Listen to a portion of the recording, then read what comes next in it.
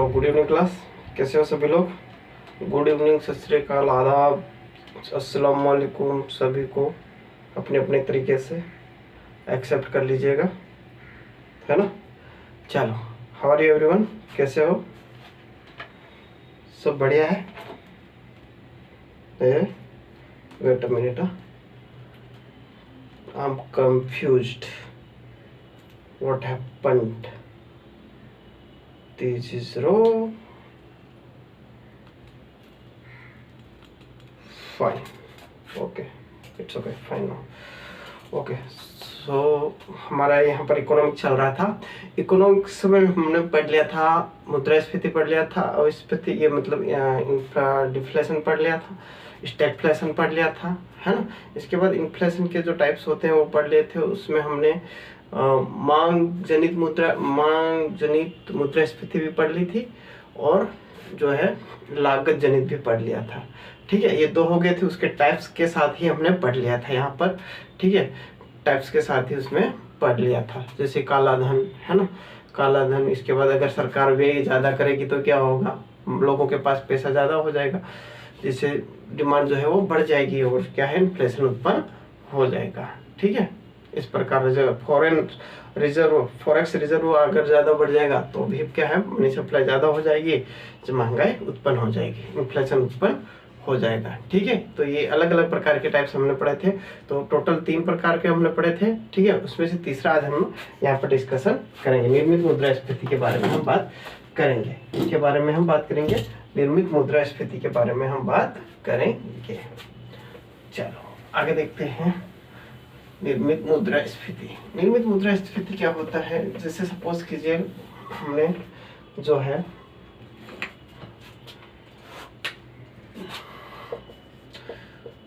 built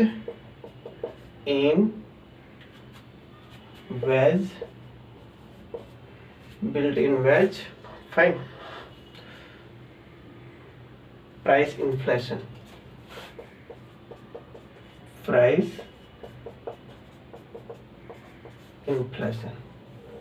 निर्मित मुद्रास्फीति, निर्मित, ठीक है, क्या हो जाएगा, निर्मित मुद्रास्फीति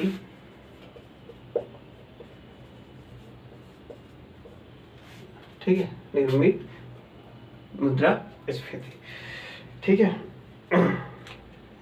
अब यहाँ पर देखो, यदि क्या होता है, कीमत में वृद्धि होती है। सपोज कीजिए किसी भी चीज वस्तु एवं सेवाओं में क्या हो रही है, उसकी कीमत जो है बढ़ रही है।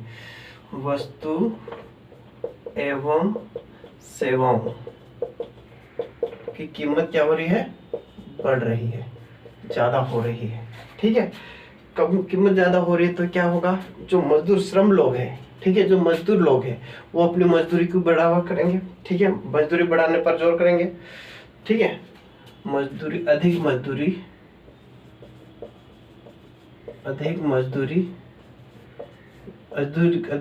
की मांग करेंगे। ठीक है, अधिक मजदूरी की मांग करेंगे, क्या करेंगे, अधिक मजदूरी की मांग करेंगे। अधिक मजदूरी की मांग करेंगे तो क्या होगा, लागत में क्या होगी, वृद्धि होगी।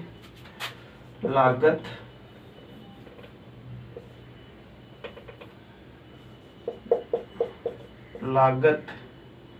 जनित मुद्रा में क्या होगा, वृद्धि होगी, मुद्रा में वृद्धि होगी। ठीक है, तो अगर हम कह सकते हैं कि जो हमने पढ़ा था लागत जनित मुद्रा और कौन सा था, मांग जनित मुद्रा, है ना। लागत जनित मुद्रा और मांग जनित मुद्रा दोनों का जो कॉम्बिनेशन होता है, समायोजन होता है, उसे हम क्या कहेंगे, built in wage price inflation कहेंगे, या फिर हम कहेंगे निर्मित मुद्रास्फीति कहेंगे, निर्मित मुद्रास्फीति कहेंगे। ठीक है, क्या लागत जनित मुद्रा और मांग जनित मुद्रा दोनों का समायोजन जहां पर होगा उसे हम क्या कहेंगे, build in wage price inflation कहते हैं। ठीक है, जहां पर सेवाओं में वस्तुओं की कीमत ज्यादा होगी वहां पर मजदूर, जहां पर महंगाई होगी डेफिनेटली मजदूर भी वहां पर महंगाई मतलब ज्यादा मजदूरी मांगेंगे। ठीक है, वहाँ पर वृद्धि होगी तो क्या होगा, वहाँ पर जो वृद्धि होगी तो वहाँ की जो लागतें है उनमें भी क्या होगी, वृद्धि होगी। चीज़ें जो है वो महंगी मिलेगी, है ना, क्या होगा, चीज़ें महंगी मिलेगी, जिसके कारण क्या, बाजार में चीज़ें और महंगी मिलेगी, है ना। सारी चीज़ों को तो देखना पड़ता है ना। सपोज कीजिए कुछ कोचिंग क्लास है, वहाँ के टीचर्स जो है बहुत महंगे, मतलब उनकी डिमांड जो फीस है, सैलरी है, वो हाई डिमांड कर रहे हैं, तो वो कहाँ से कलेक्ट करेंगे, बच्चों से। तो बच्चों से कितनी फीस लेना है, वो सब सारी चीज़ें इस प्रकार से डिपेंड करता है, ठीक है। बच्चे मतलब वहाँ पर हो जाएगा लागत, लागत इसमें कितनी आएगी, इस टाइप से वहाँ पर फिर सब कुछ डिसाइड होता है, ठीक है। तो प्रोडक्ट के हिसाब से क्या हो जाएगा, फिर वहाँ पर मजदूरी, कीमत से मजदूरी बढ़ेगी, कीमत बढ़ेगी तो मजदूरी बढ़ेगी, मजदूरी बढ़ेगी तो फिर लागत बढ़ेगी, इस प्रकार से फिर मजदूरी बढ़ेगी, फिर कीमत बढ़ेगी, फिर लागत बढ़ेगी, है ना। इस प्रकार से चीजें होती रहेगी।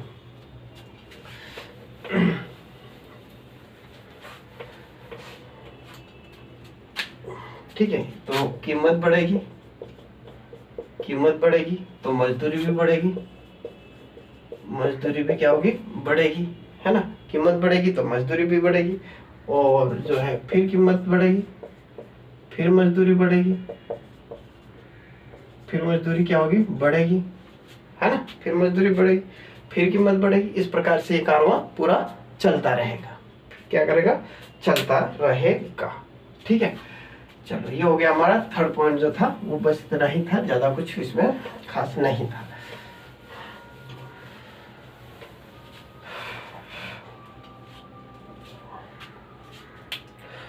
अब इन्फ्लेशन में हम दो चीजें देखते हैं, इन्फ्लेशन, मुद्रास्फीति, ठीक है। इसमें दो टाइप्स के होते हैं, इसको हम देखेंगे, ठीक है। एक तो हेडलाइन इन्फ्लेशन आ जाएगा, कौन सा, हेडलाइन इन्फ्लेशन,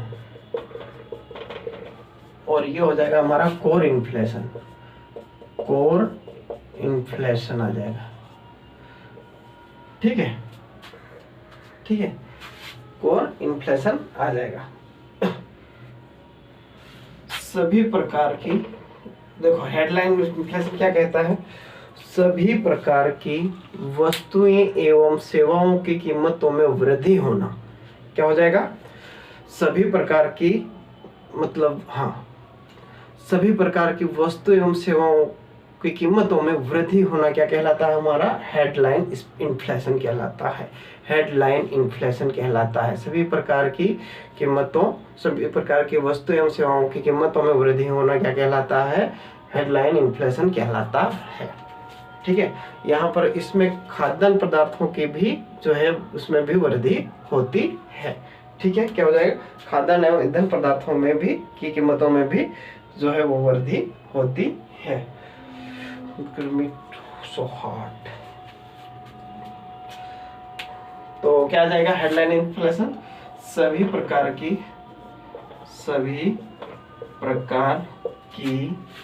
वस्तुएं एवं सेवाओं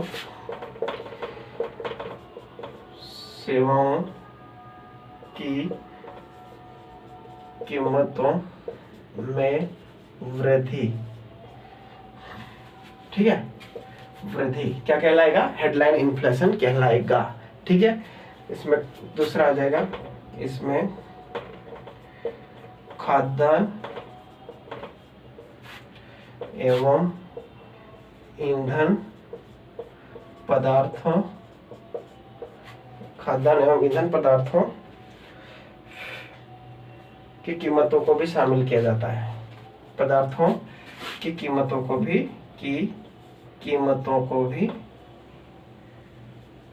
भी शामिल किया जाता है, ठीक है। ये हमारा क्या हो जाएगा, हेडलाइन इन्फ्लेशन हो जाएगा। क्या हो जाएगा हमारा, हेडलाइन इन्फ्लेशन, सभी प्रकार की वस्तुएं एवं सेवाओं की कीमतों में वृद्धि होना हेडलाइन इन्फ्लेशन कहलाता है।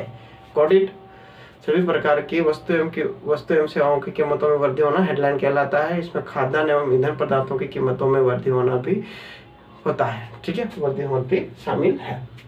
कोर इन्फ्लेशन, ठीक जस्ट इसका उल्टा, ठीक है। इसमें सभी प्रकार की वस्तुएं एवं सेवाओं का की कीमतों में वृद्धि कोर इन्फ्लेशन कहलाता है। बट कंडीशन, इसमें खाद्यान्न एवं ईंधन पदार्थों की कीमतों को शामिल नहीं किया जाता है।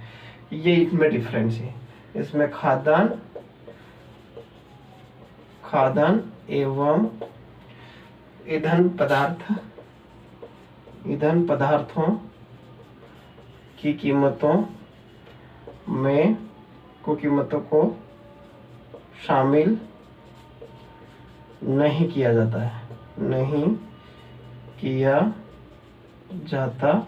है। ठीक है, क्या नहीं किया जाता है? सभी प्रकार की वस्तुएं एवं सेवाओं की कीमतों में वृद्धि, ठीक है, वृद्धि इसमें खाद्यान्न एवं ईंधन पदार्थों की कीमतों को शामिल नहीं किया जाता है। Got it? तो ये कोर इन्फ्लेशन हो गया और ये हेडलाइन इन्फ्लेशन हो गया। कोर इन्फ्लेशन और हेडलाइन इन्फ्लेशन हो गया। यहाँ तक कोई दिक्कत?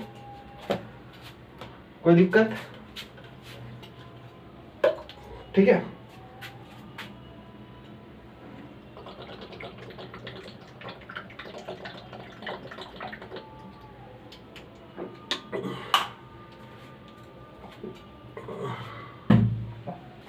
ये हमारा इन्फ्लेशन, ठीक है, हेडलाइन इन्फ्लेशन और कोर इन्फ्लेशन हो गया। चलो आगे बढ़ते हैं।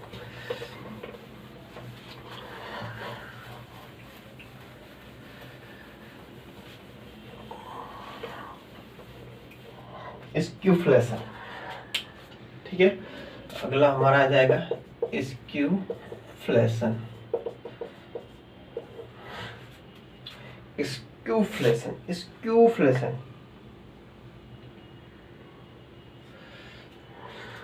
स्क्यूफ्लेशन क्या होता है समझते हैं। स्क्यूफ्लेशन, ठीक है, जब कुछ प्रकार की वस्तुओं, मतलब कुछ प्रकार की वस्तुएं जिसकी कीमत बढ़ती है और कुछ वस्तुओं की कीमत घटती है। ठीक है, कुछ वस्तुओं की कीमत जो है वो, कुछ वस्तुओं की कीमत बढ़ती है और कुछ वस्तुओं की कीमत घटती है, उसे हम क्या कहेंगे? स्क्यूफ्लेशन कहेंगे। क्या कहेंगे? स्क्यूफ्लेशन। ठीक है, तो क्या आ जाएगा? जब कुछ वस्तुओं की कीमत बढ़ती है एवं कुछ वस्तुओं की कीमत घटती है, इसे हम क्या कहेंगे? स्क्यूफ्लेशन कहते हैं। स्क्यूफ्लेशन कहते हाँ, ठीक है, कुछ वस्तुओं की कीमत का बढ़ना और कुछ वस्तुओं की कीमत का घटना ही स्क्यूफ्लेशन कहलाता है। यहाँ तक कोई दिक्कत नहीं? कुछ वस्तुओं की कीमत का बढ़ना और कुछ वस्तुओं की कीमतों का घटना स्क्यूफ्लेशन कहलाता है। कोई दिक्कत नहीं है यहाँ पर। चलो आगे बढ़ते हैं।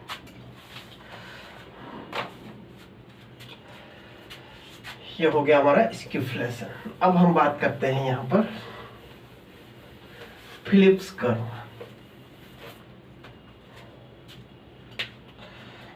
किसकी बात करते हैं हम यहाँ पर? फिलिप्स कर्व की बात करते हैं। फिलिप्स कर्व, ठीक है, क्या हो जाएगा? फिलिप्स कर्व की बात करते हैं। यह जो है वो मुद्रास्फीति और बेरोजगारी, ठीक है, मुद्रास्फीति यानी कि हाँ, जो इन्फ्लेशन और अनएम्प्लॉयमेंट के बीच में नेगेटिव संबंध को दर्शाता है। किसको दर्शाता है?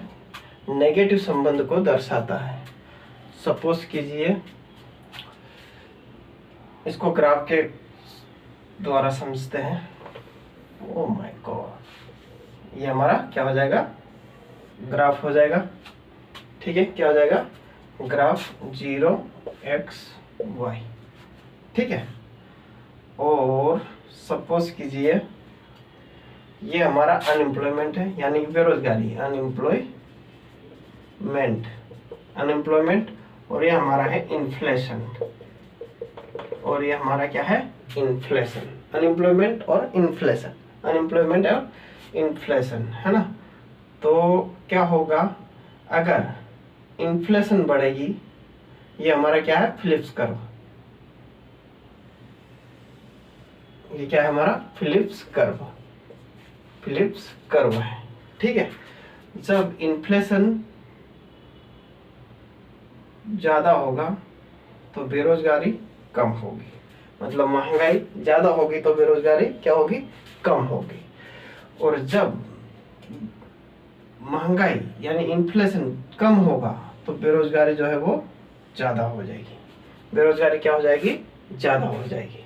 ठीक है, इन्फ्लेशन और अनएम्प्लॉयमेंट, इन्फ्लेशन ज्यादा होगा, ये ज्यादा होगा तो अनएम्प्लॉयमेंट क्या हो जाएगी, बेरोजगारी क्या हो जाएगी, कम हो जाएगी। ठीक है, और इन्फ्लेशन कम होगा, इन्फ्लेशन कम होगा तो अनएम्प्लॉयमेंट ज्यादा हो जाएगा, अनएम्प्लॉयमेंट क्या हो जाएगा, ज्यादा हो जाएगा। तो क्या इससे संबंध दर्शाता है, नेगेटिव संबंध दर्शाता है, नेगेटिव रिलेशन बताता है।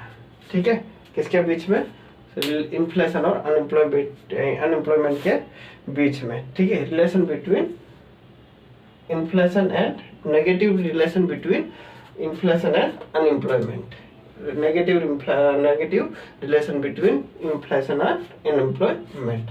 ठीक है, तो ये फिलिप्स कर्व हो गया। क्या होता है यहाँ पर, ये इन्फ्लेशन अगर ज़्यादा होगा तो अनएम्प्लॉयमेंट कम होगी और बेरोजगारी कम होगी, और इन्फ्लेशन कम होगा तो बेरोजगारी ज़्यादा हो जाएगी। ठीक है, यही दर्शाता है, नेगेटिव रिलेशन बताता है। कैसा रिलेशन बताता है, नेगेटिव रिलेशन बताता है। ठीक, चलो आगे बढ़ते हैं। ये हमारा फिलिप्स कर्व हो गया। क्या हो गया, फिलिप्स कर्व हो गया, फिलिप्स कर्व हो गया, है ना। चलो आगे देखते हैं। अब इन्फ्लेशन को मापने की विधियां, इन्फ्लेशन को मापने की विधियां, इन्फ्लेशन को कैसे नापा जाता है। ठीक है, इन्फ्लेशन को कैसे नापा जाता है, तो ये 3 प्रकार की होती है। कितने प्रकार की होती है, 3 प्रकार की होती है। ठीक है, पहला consumer price index, consumer price index. दूसरा होता है हमारा कंज्यूमर होलसेलर, ठीक है, wholesale price index, wholesaler price index.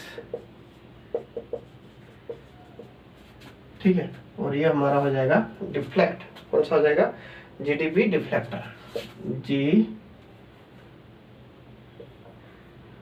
GDP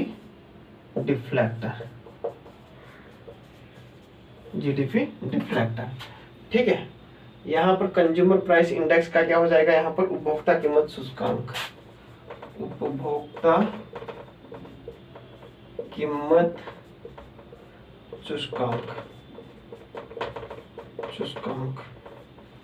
ठीक है, और थोक, यहाँ पर थोक कीमत सूचकांक, होलसेलर थोक कीमत सूचकांक। ठीक है, डिफ्लेक्टर में क्या है, जीडीपी डिफ्लेक्टर। अब स्फीति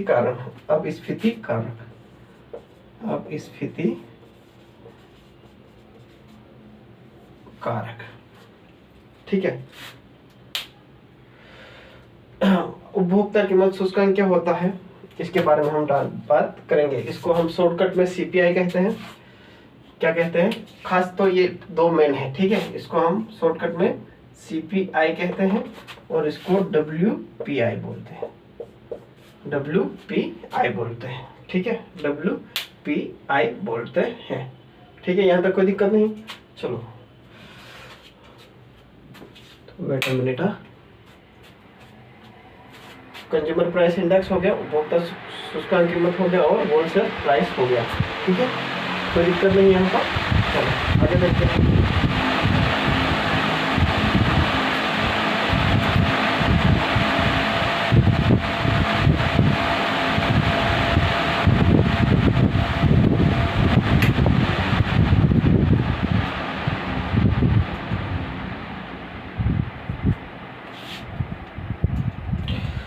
देखो कंज्यूमर प्राइस इंडेक्स में क्या होता है, एक्चुअली में संपूर्ण भारत में, पूरे भारत में, ठीक है, जो रिटेल प्राइस में यानी कि खुदरा कीमतों में जो परिवर्तन होता है उसे हम क्या कहेंगे, उपभोक्ता की कीमत सूचकांक बोलेंगे।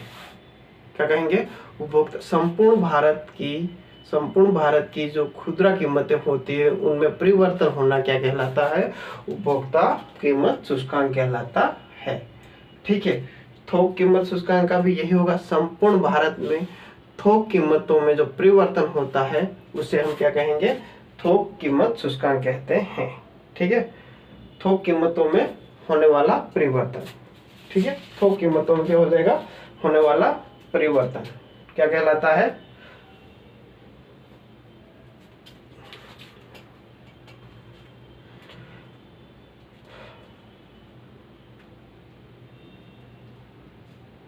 देखो ये हो गया, ठीक है। क्या हो जाएगा, संपूर्ण भारत में थोक कीमतों पर होने वाले परिवर्तनों का मापन करना, इंडेक्स मतलब मापना, इंडेक्स मतलब मापन करना, क्या कहलाएगा हमारा, कंज्यूमर प्राइस इंडेक्स कहलाएगा। संपूर्ण भारत की थोक, ठीक है, संपूर्ण भारत की क्या है, रिटेल प्राइस यानी कि खुदरा कीमत है, सॉरी खुदरा है ना, थोक नहीं खुदरा। सब संपूर्ण भारत की खुदरा कीमतों में होने वाले परिवर्तन का मापन करना क्या कहलाता है, उपभोक्ता कीमत सूचकांक कहलाता है, उपभोक्ता कीमत सूचकांक कहलाता है। थोक कीमतों में होने वाले परिवर्तन का मापन करना, संपूर्ण भारत में थोक कीमतों में होने वाले परिवर्तन का मापन करना क्या कहलाता है, थोक कीमत सूचकांक कहलाता है, थोक कीमत सूचकांक कहलाता है, ठीक है, कोई दिक्कत नहीं यहाँ पर। चलो ठीक है, अब जो है यहाँ उपभोक्ताओं के लिए मुद्रास्फीति का मापन का सूचकांक है, इसको छोड़ो, ठीक है। चलो आगे हम देखते हैं इसके प्रकार, ठीक है। जो सीपीआई है ना, इसको 1 बाय 1 करके अब हम डिस्कशन करेंगे, ठीक है, 1 बाय 1 करके डिस्कशन करेंगे। चलो देखते हैं क्या है क्या नहीं है। इन्फ्लेशन को नापने की विधियां,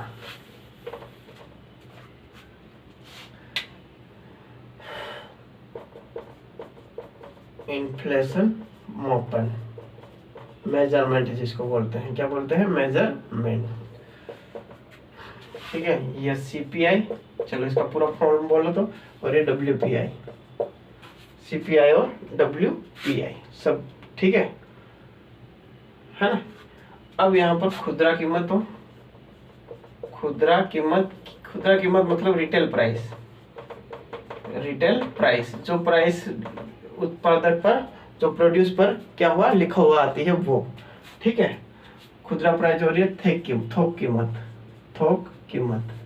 थोक कीमत पर मिलता है, इस टाइप से है ना, बस वही, ठीक है। अब उपभोक्ताओं के प्रकार, इसमें उपभोक्ता जो आते हैं, कंज्यूमर आते हैं, उपभोक्ता के प्रकार कौन कौन से आते हैं उसके बारे में हम डिस्कशन करेंगे। उपभोक्ता के प्रकार में ये हटा दो, चलो इसको हटा देते हैं, बाद में इसको पढ़ेंगे। इसमें कुल 6 सीपीआई मतलब 6 उपभोक्ता आते हैं। कितने आते हैं टोटल? 6, 1 2 3 4 5 6, 1 2 3 4 5 6, ठीक है। इसमें यहाँ पर आ जाएगा industrial, industrial labourer, industrial labourer, ठीक है। दूसरा आ जाएगा rural labourer, rural labourer, rural labourer, industrial labourer, rural labourer और agriculture, agriculture labourer, agriculture labourer आ जाएगा, ठीक है। एग्रीकल्चर के बाद आ जाएगा हमारा जो है रूरल लेबरर और ये अर्बन,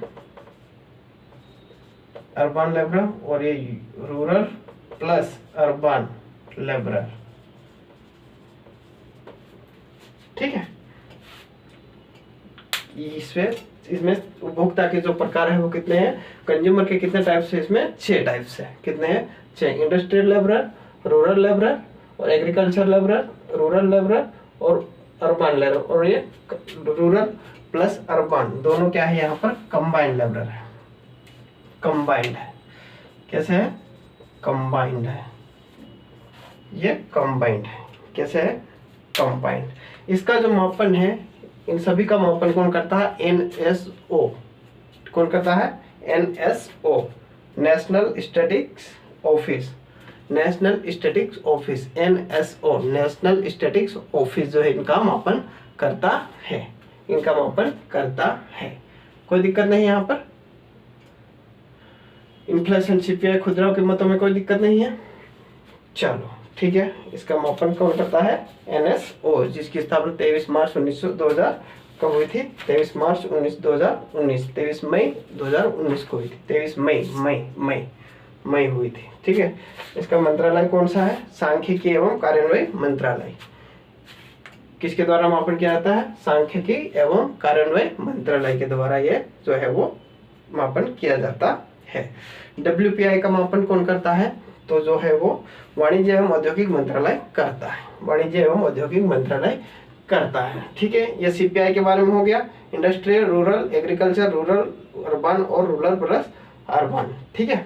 चलो आगे देखते हैं। अब ये इसके टाइप्स हो गए, उपभोक्ताओं के प्रकार हो गए। चलो अब देखते हैं हम क्या क्या होता है। और यहाँ पर जो है बात करेंगे हम इसके CPI के बेस ईयर की। CPI का जो बेस ईयर है, बेस ईयर, आधार वर्ष, आधार वर्ष कौन सा है? 2012। 2012 पहले को क्या था? पहले 2010 था, पहले 2010 था। पहले कौन सा था? 2010 था, 2010 था, ठीक है। और फिर हम WPI का बेस ईयर देखें, बेस ईयर देखें तो कौन सा था? 2012 और 2012 और 11 और 12, 11 और 12 बेस ईयर था। पहले इनका क्या था? 4-5, 2004 और 5, 2004 और 5, 2004 और 5 ये बेस ईयर थे इनके, ठीक है, बेस ईयर थे, ठीक है। तो पहले CPI का बेस ईयर कौन सा था? 2012। पहले कौन सा था? 2010, ठीक है। VPI का बेस ईयर क्या था? 2011। VPI का बेस ईयर क्या है अभी? 2011 और 12, ठीक है। पहले 2004 और 5 था, 2004 और 5 था, ठीक है। चलो ये हो गया।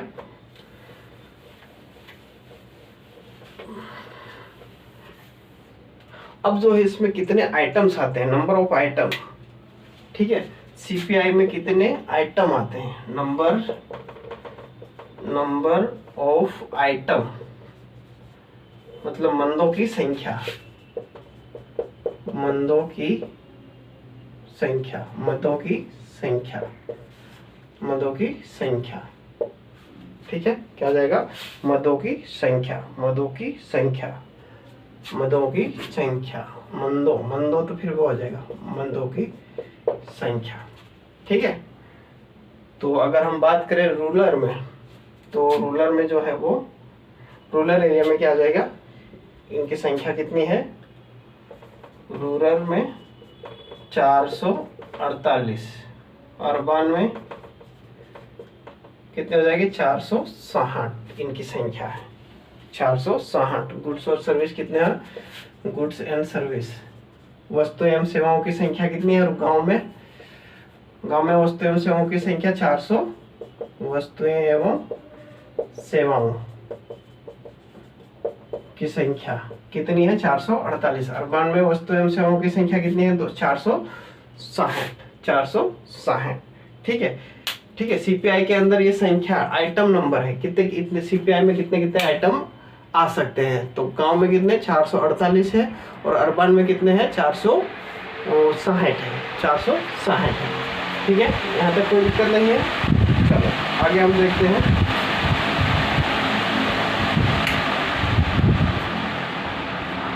अब जो हम है WPI के बारे में बात करेंगे। यहाँ तक कोई दिक्कत नहीं है। CPI में कितने नंबर होते हैं नंबर्स ऑफ आइटम रूरल में 448 और 460 अर्बन में। ठीक है अब VPI की बात करते हैं। VPI में ओनली ऑन वस्तुएं आएगी सेवाएं नहीं आएगी इसमें। ठीक है VPI में क्या आ जाएगी ओनली ऑन वस्तुएं आएंगी। VPI में क्या आ जाएगी केवल वस्तुएं आएगी केवल VPI में केवल वस्तुएं आएगी। क्या आएगी VPI में केवल और केवल वस्तुएं आएगी यानी कि गुड्स ओनली। ठीक है यहाँ पर इनकी संख्या जो है 697 है। कितनी है नंबर ऑफ आइटम कितने हैं यहाँ पर नंबर ऑफ आइटम कितने हैं 697। ठीक है CPI में जो एग्रीकल्चर लेबर हमने पढ़ा था वो कब हुआ था स्टार्ट 1986 और 87 में। ठीक है 1987। CPI इंडस्ट्रियल वर्कर क्या हुआ 2016 में। ठीक है चलो अब जो है CPI में जो उसके आइटम है उसके बाहर के बारे में हम यहाँ पर डिस्कशन कर लेते हैं। ठीक है तो गाइस आज के लिए इतना ही क्योंकि लंबा वीडियो हो जाएगा। आगे क्लास हम कल कंटिन्यू करेंगे। ठीक है तब तक के लिए take care. Okay thank you.